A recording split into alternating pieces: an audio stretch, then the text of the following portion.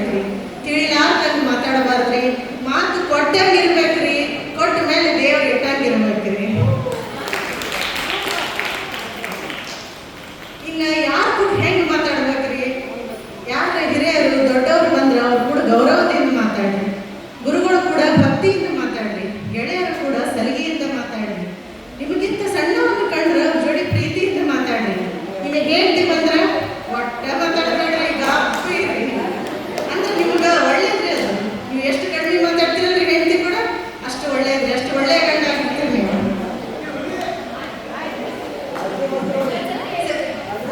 ಇನ್ನು ಅಂದ್ರೆ ಹೆಂಡತಿ ಕೂಡ ಎಷ್ಟು ಮೌನ ಇರ್ತೀರಲ್ರಿ ನೀವು. ಮೌನ ಸಮ್ಮತಿ ಲಕ್ಷಣ, ಒಳ್ಳೆಯ ಗಂಡನ ಪ್ರಥಮ ಲಕ್ಷಣ ಅಂದ್ರೆ ಮಾತು ಕಡಿಮೆ ಇರ್ಬೇಕ್ರಿ, ಹೆಚ್ಚು ಕೇಳಿಸ್ಕೋಬೇಕ್ರಿ, ಕಡಿಮೆ ಮಾತಾಡ್ಬೇಕ್ರಿ, ಏನ್ ಕೇಳಿದಕ್ಕೆಲ್ಲ ಹೂ ಅನ್ಬೇಕ್ರಿ. ಅಲ್ಲ ನೋಡ್ರಿ, ಮನೆಯೊಳಗೆ ಮನೆಯಲ್ಲಿ ಯಾವ ಟಿವಿ ತಗೋಬೇಕು, ಯಾವ ಸೋಫಾ ತಗೋಬೇಕು, ಎಲ್ಲಿ ಹೋಗ್ಬೇಕು, ಇಂಥ ಸಣ್ಣ ಸಣ್ಣ ವಿಚಾರ ಎಲ್ಲ ಹಿಂಗೆ ಹೆಂಡ್ತಿಗೆ ಬಿಡ್ರಿ. ನೆಕ್ಸ್ಟ್ ಮೋದಿ ಬರ್ತಾನ, ಯೋಗಿ ಬರ್ತಾನ, ರಾಜ್ಯಕ್ಕೆ ಸಂಬಂಧಪಟ್ಟಿದ್ದು, ಅರ್ಥಶಾಸ್ತ್ರಕ್ಕೆ ಸಂಬಂಧಪಟ್ಟಿದ್ದು ದೊಡ್ಡ ದೊಡ್ಡ ವಿಚಾರ ಅಷ್ಟೇ ನೀವು ಮಾಡಿ. ಯಾರೇ ಮನೆ ವಿಷಯದ ತಲೆ ಹಾಕಲಿಕ್ಕೆ ಹೋಗ್ಬೇಡ್ರಿ, ಅಂದ್ರೆ ಮನೆ ಶಾಂತಿ ಇರ್ತದ್ರಿ, ಅದಕ್ಕೆ ಹೇಳಿದ್ರಿ. ಧನ್ಯವಾದಗಳು. ಎರಡು ಮಾತಿಗೆ ಅವಕಾಶ ಮಾಡ್ಕೊಡ್ತೀನಿ. ಸಾಕ್ಷಿ ಹೇಳಿದ್ರಿ, ಮಾತಿಗೆ ಯಾರು ನಮಗೂ ಇರಬಾರ್ದು ಅಂತ. ಅದಕ್ಕೆ ನಾವು ಯಾರು ನಮಗಿಲ್ಲ ಮಾತಾಡ್ತೀನಿ, ಮತಿಯಿಂದ ಮಾತಾಡ್ತೀನಿ, ಮುಂದೆ ಮಾತಾಡೋದಕ್ಕೆ ಬರ್ತಾ ಇರೋರು ಕೂಡ ಆಗೋದಿಲ್ಲ. ಕನ್ಯೆ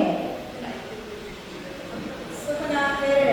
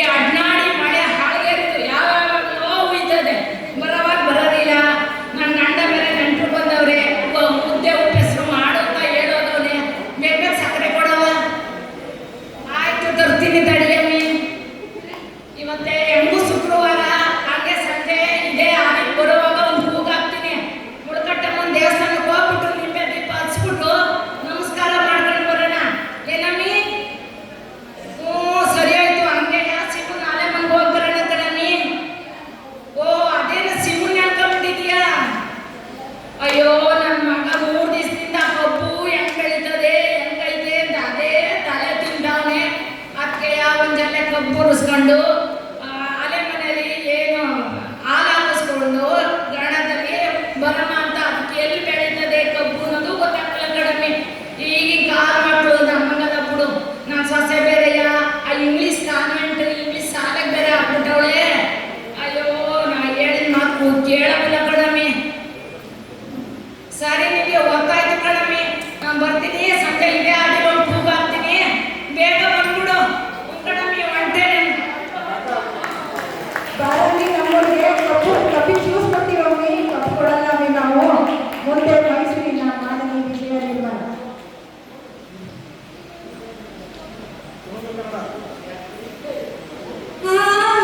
ಮೈಸೂರು ಮಲ್ಲಿಗೆ ಮಲ್ಲಿಗೆ ದುಡ್ಡು ಮಲ್ಲಿಗೆ ಸೊಗಸಿಗೆ ಬೆರಗಾದೆ ಮಾತಿಗೆ ಮರುಳಾದೆ ನನ್ನಲ್ಲಿ ನೀನೇ ತುಂಬಿರುವೆ. ವಯಸ್ಸ ವಯಸ್ಸ ವಯಸ್ಸ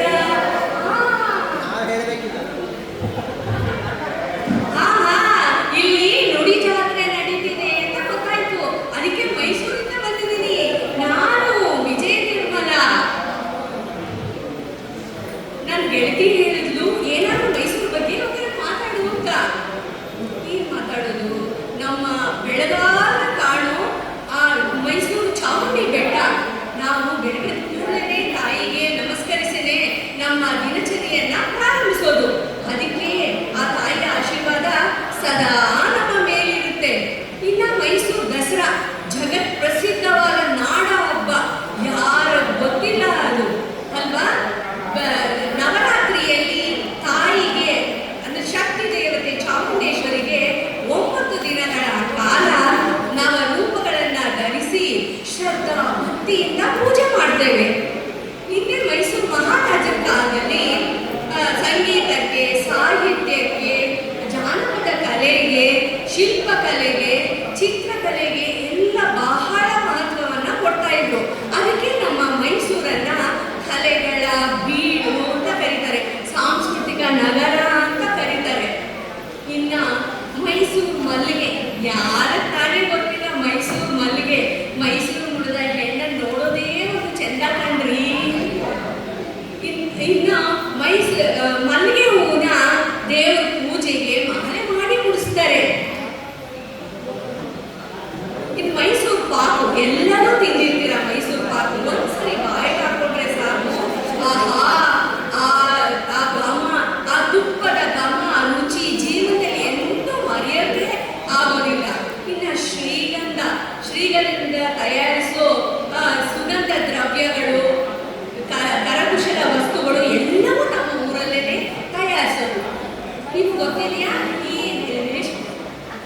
ಈ ಮೈಸೂರು ಸಿಲ್ಕ್ ಸೀರೆ ಸಹ ನಮ್ಮ ಮೈಸೂರಲ್ಲೇ ತಯಾರಾಗೋದು. ಈ ನುಡಿಪಾದ ಸೀರೆ ಇದರ ಅಂದಕ್ಕೆ, ಈ ಬಣ್ಣಕ್ಕೆ ಹೆಂಗಳೆಯರು ಬಹಳ ಸೋತಾರೆ. ಇನ್ನು ನೀವೆಲ್ಲ ಮೈಸೂರಿಗೊಮ್ಮೆ ಬರ್ತೀರಲ್ಲಾನೆ? ಬನ್ರಿ ಎಲ್ಲರೂ. ನಾನು ಮೈಸೂರಿನ ಎಲ್ಲ ಸ್ಥಳಗಳನ್ನ ನಾನೇ ಖುದ್ದಾಗಿ ಕರ್ಕೊಂಡೋಗಿ ನಿಮಗೆಲ್ಲ ತೋರಿಸ್ತೀನಿ. ಆಯ್ತಾ? ಒಮ್ಮೆ ಬರ್ತೀರಾ?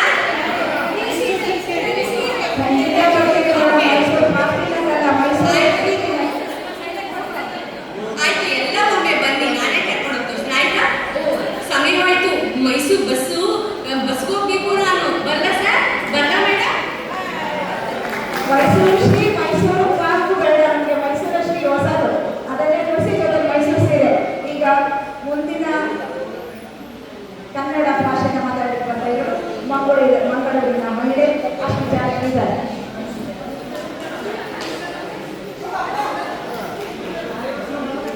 ಇಂಥ ಕರ್ಮ ಮರಿ ನಾಯಿಗಳು. ಓ, ಈ ದೊಡ್ಡ ದೊಡ್ಡ ಜನಗಳೆಲ್ಲ ಸೇರಿದ್ದೀರಿ. ನಾನು ಅದಕ್ಕೆ ಬಂದದ್ದು. ನೀವೆಂತ ನೋಡುದು ನನ್ನ ಬೋಲನ್ನು ಹಾಗೆ ಬಸದು? ಎಂತಕ್ಕೆ ಅಂತ ನಾಯಿಗಳು ಮಾರ್ರೆ ಬೆನ್ನು ಬಿಡುದಿಲ್ಲ ಅಂತದೆ. ದೊಡ್ಡ ದೊಡ್ಡ ನಾಯಿಗಳಿದೆ, ಹಿಂದೆ ಬರೋದು ಓಡಿಸಿಕೊಂಡು. ನಿಮ್ಮಲ್ಲೆಲ್ಲ ಮಾತಾಡುವಂತ ನಾನು ಬಂದದ್ದು. ನುಡಿ ತೋರಣದಲ್ಲ ಎಷ್ಟು ಜನ ಸೇರಿದ್ದೀರಿ. ನಮ್ಮ ನುಡಿ ತೋರಣದ ಕಾರ್ಯಕ್ರಮ ಅಂದ್ರೆ ಸುಮ್ಮನೆನಾ? ಅಲ್ವಾ? ಕೇಳೋದಿಲ್ಲ ಸೌಂಡು ನನಗೆ.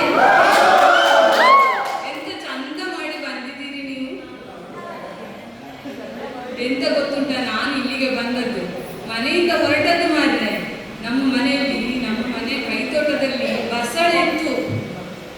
ಪಕ್ಕದಲ್ಲಿ ಎಲ್ಲ ಬರುವವರೆಲ್ಲ ಹೇಳುದು, ಎಂತ ಚಂದ ಉಂಟು ಪದಕ ನಿಮ್ಮ ಮನೆಯ ಬಸಳೆ, ಎಂತ ಚಂದ ಉಂಟು ಪದಕ ಅಂತ. ಹಾಗೆ ಇನ್ನು ಅವರೆಲ್ಲ ಹೇಳಿ ಹೇಳಿ ನನ್ನ ಬಸಳದ ಬಗ್ಗೆ ದೃಷ್ಟಿ ಬೀಳುದು ಬೇಡ. ಹಾಗೆ ನಾನು ಇಲ್ಲಿ ಉಪ್ಪಿನಂಗಡಿಯಲ್ಲಿ ತ್ಯಾಂಪಣ್ಣನ ಅಂಗಡಿ ಉಂಟಲ್ಲ, ಅಲ್ಲಿಗೆ ಒಂದು 10 ಕಟ್ಟು ಬಸಳೆ ಕೊಟ್ಟು ಬಂದದ್ದು. ಅವರು ಕೂಡ ಅಷ್ಟೇನು ಹಣ ಕೊಡುದಿಲ್ಲ.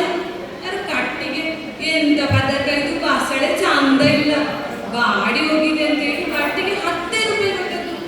ಅದೇ ನಮ್ಮ ಭಾಸ್ಕರ ಇದ್ದಾನೆ, ಅಲ್ಲಿದ್ದಾನೆ ಕೂತಿದ್ದಾನೆ, ಅವನು ಹೇಳಿದ್ದು ಮಾರ್ರೆ, ಅವನು ಹೇಳಿದ್ದು ನಿನ್ನೆ ಕಟ್ಟಿಗೆ 50 ರೂಪಾಯಿ ಪದಕ ಅಂತ ಹೇಳಿದ. ನಾನು ಅದನ್ನು ಕೇಳಿಕೊಂಡು ಹೋದದ್ದು. ಇಲ್ಲಿ ಬಿಡಿ, ಈಗ ಇಲ್ಲಿ ನಾಯಿಗಳಿಗೆ ಎಂತ ಮಾಡುದು ಹೇಳಿ? ಈ ನಾಯಿಗಳಿಗೆ ನೀವಲ್ಲ ನಾಯಿಗಳು, ನನ್ನನ್ನು ಅಟ್ಟಿಸಿಕೊಂಡು ಆನಂದ ನಾಯಿಗಳು ಮಾರ್ರೆ. ಓಡಿಸಿಕೊಂಡು ತಂದದ್ದಲ್ಲ ನಾನು, ಇಲ್ಲಿ ಬೀಳದ್ದು ಪುಣ್ಯ ನಾನು. ಎಂತ ಹೇಳುದು ನೋಡಿ, ಈ ನಾಯಿಗಳಿಗೆ ಉಂಟಲ್ಲ, ಈಗ ಈ ಬೀದಿ ನಾಯಿಗಳನ್ನು ಯಾರಿಗೂ ಸಾಕಲಿಕ್ಕೆ ಮನಸ್ಸಿಲ್ಲ. ಆದ್ರೆ ಅದಕ್ಕೆ ಹೊಟ್ಟೆಗೆ ಹಾಕಬೇಕು ಅಂತ ಗೊತ್ತುಂಟು ಅವರಿಗೆ. ಅವರು ಈ ಬಿಸ್ಕೆಟ್, ಪಾರ್ಲಿನ ಬಿಸ್ಕೆಟ್ ಕಡಿಮೆಗೆ ಸಿಗ್ತದೆ ಅಲ್ವಾ, ಅದನ್ನು ತೆಕ್ಕೊಂಡು ಈ ನಾಯಿಗಳನ್ನು ಮತ್ತೆ ದಾರಿಯ ಮಧ್ಯಕ್ಕೆ ಕರೆದು ಬಿಸ್ಕೆಟ್ ಹಾಕುದು. ಯಾಕೆ ಹೇಳಿ? ಅವರಿಗೆ ಸಾಕ್ಲಿಕ್ಕೆ ಆಗುದಿಲ್ಲ. ಆದ್ರೆ ಇದು ತೆಗಿಬೇಕಲ್ಲ, ತೊಳಿಬೇಕು. ಅದಕ್ಕೆ ಪಾಪ ಅವಾದ್ರೆ ಎಂತ ಮಾಡುದು, ಬಂದು ಹೊಟ್ಟೆ ತುಂಬಬೇಕು, ತಿಂತಾರೆ, ಮತ್ತೆಂತ ಮಾಡುದು? ಇರ್ಲಿ, ತಿಂತಾರೆ, ಇರ್ಲಿಯಾ? ನಿಮಗೆ ಗೊತ್ತಿಲ್ಲ. ಒಂದು 2 ವರ್ಷದ ಹಿಂದೆ ನನ್ನ ಮಗ, ಸಣ್ಣ ಮಗ, ಅಮ್ಮ 2 ರೂಪಾಯಿ ಕೊಡಮ್ಮ, ಐಸ್ ಕ್ರೀಮ್ ತೆಕೊಂಡು ಬರ್ತೇನೆ ಅಂತ ಹೋದ, ಮತ್ತೆ ಬರಲಿಲ್ಲ. ಈ ನಾಯಿಗಳು ಕಚ್ಚಿ ಎಂತ ಹೇಳ್ತೇನೆ? ಎಂತ ಕಾರಣ ನಾನೊಂದು ಮಂಡೆ ಪೆಟ್ಟಿನಾಗೆ ಮಾಡುದು. ನೀವೆಲ್ಲ ಇಲ್ಲಿ ಖುಷಿಯಲ್ಲಿ ಇರ್ಲಿಕ್ಕೆ ಬಂದದ್ದು, ನಾನು ನನ್ನ ದುಃಖ ಹೇಳಿಕೊಡುದು ನಿಮ್ಮಲ್ಲಿ. ಇರ್ಲಿ, ನೀವು ಎಷ್ಟೆಷ್ಟು ಚಂದ ಕಾಣ್ತಾ ಇದ್ದೀರಿ. ಅದಕ್ಕೆ ನಾನು ನೋಡಿ ಅಂಗಡಿಗೆ ಹೋಗಿ ಚಂದದ ಓಲೆ ಹಾಕಿಕೊಂಡು ಬಂದದ್ದು. ಚಂದ ಕಾಣಬೇಕಲ್ಲ. ಆಯ್ತು, ನೀವು ಇನ್ನು ಇದ್ದಾರೆ. ನಾನು ಸ್ವಲ್ಪ ತಡ ಆಯ್ತು ಬಂದದ್ದು.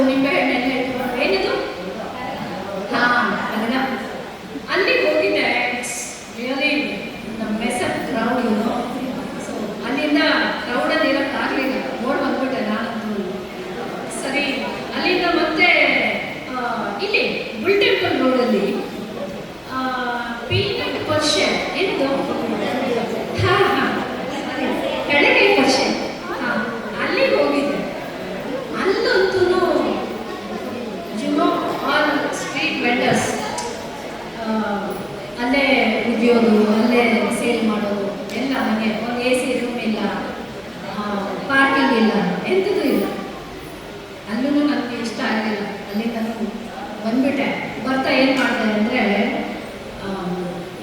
ಸಿಗ್ನಲ್ ಜಂಪ್ ಮಾಡಿಬಿಟ್ಟೆ. ಆ ಕ್ರೌಡಲ್ಲಿ ಯಾರು ನೋಡ್ತಾರೆ, ಅದಕ್ಕೆ ಸಿಗ್ನಲ್ ಜಂಪ್ ಮಾಡಿ ಹೋದೆ. ಹಾಗೆ ಬರ್ತಾ ನಾನು ಓದಿದ್ದು ಕಾಲೇಜು ನೋಡಿದೆ. ಸೊ ಅಲ್ಲೂ ನೋಡಿ ನನಗೆ ಒಂಥರ ಅನ್ನಿಸ್ತು, see you know old benches desks all, no proper ventilation, no proper amenities.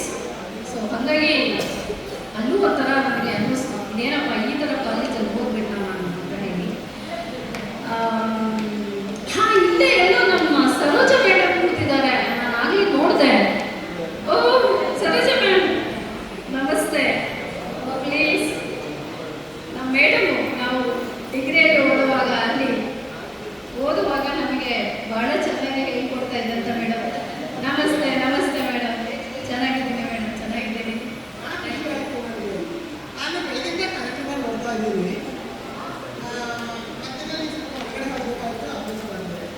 ಈ ಸಾಂಸ್ಕೃತಿಕ ಕಾರ್ಯಕ್ರಮ ನೋಡ್ತಾ ನನಗೆ ಅದರಲ್ಲಿ ಈಗ ಈ ಒಂದು ವಿವಿಧತೆಯಲ್ಲಿ ಏಕತೆ ಅಂತಕ್ಕಂತಹ ಒಂದು ಕಾರ್ಯಕ್ರಮ ಏನು ನಡೀತಾ ಇದೆ, ಅದನ್ನು ನೋಡಿ ಬಹಳ ಸಂತೋಷ ಆಯಿತು.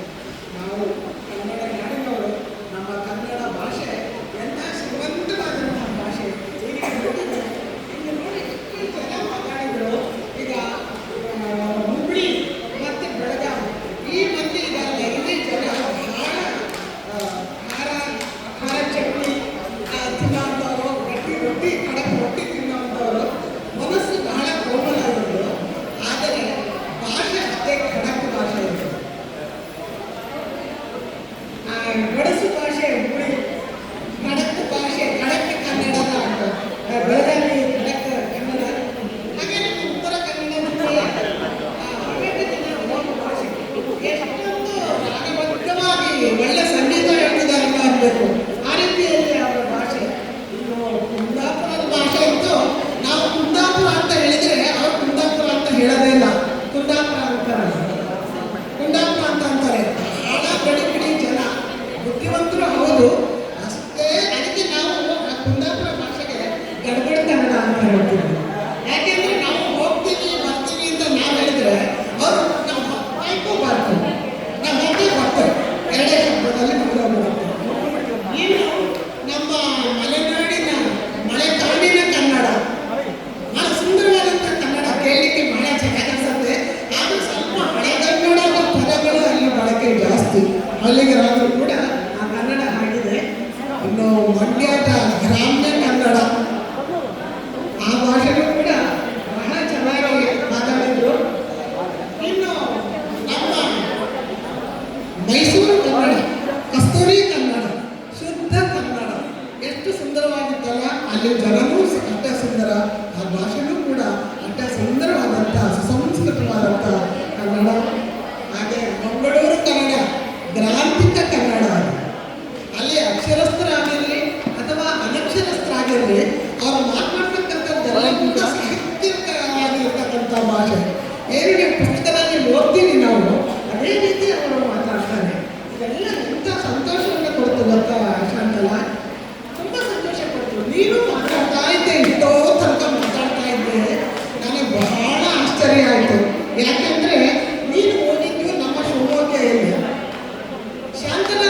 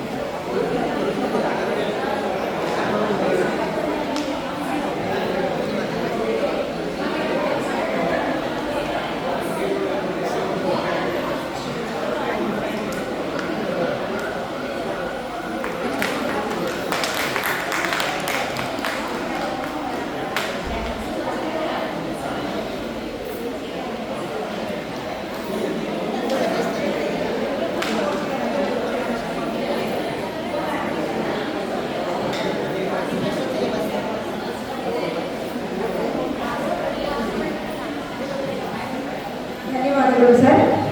ಈಗ ಕೋಲಾಟ.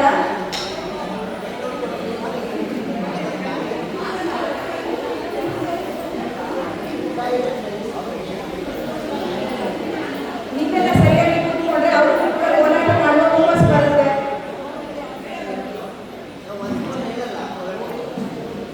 ಮನಸ್ಸು ಹೇಳಿದ್ರೆ ಮಾಡೋದಕ್ಕೆ ಸಮಯ ಇಲ್ಲ. ಟ್ರೈನ್ ಕಾಯ್ತಾ ಇರೋರಿಗೋಸ್ಕರ.